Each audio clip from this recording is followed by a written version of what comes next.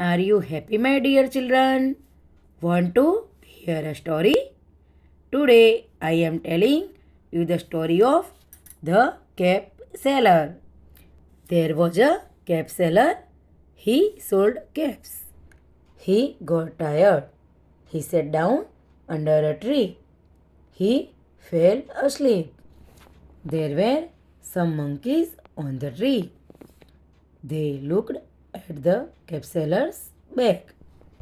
The monkeys came down. They took caves from the bag.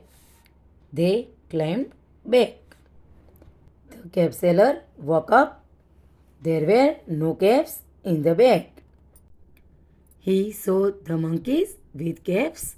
He threw his caves. The monkeys threw their caves. Okay, see you again with a new story. Bye bye.